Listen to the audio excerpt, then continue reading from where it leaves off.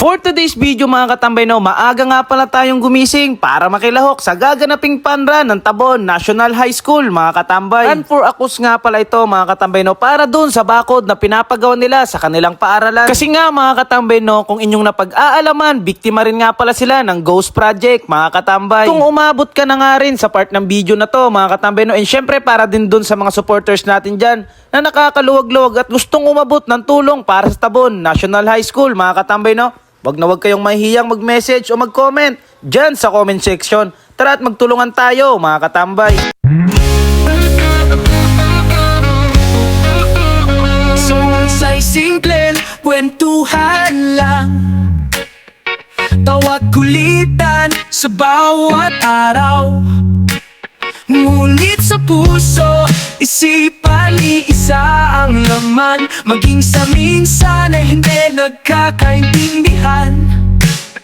Kahit iba-iba ang pinanggalingan, pinagtagpo ng iisang dahilan.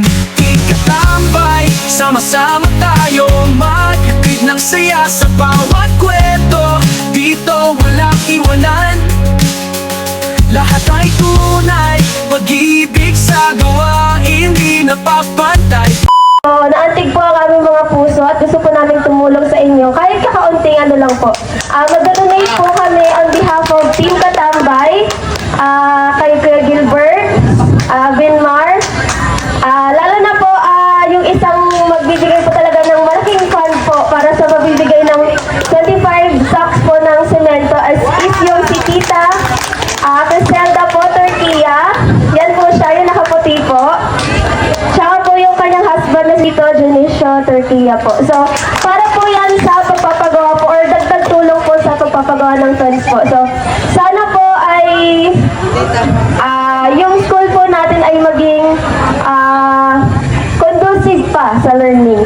And sana po ang mga kabataan ay mag-aral po tayo ng maayos kasi ginagawa po ng ating mga teachers ang lahat ng kanilang makakaya po for us to learn po at magagamit po natin sa ating kinabukasan syempre. Okay po ba? Kaya po, maraming salamat po.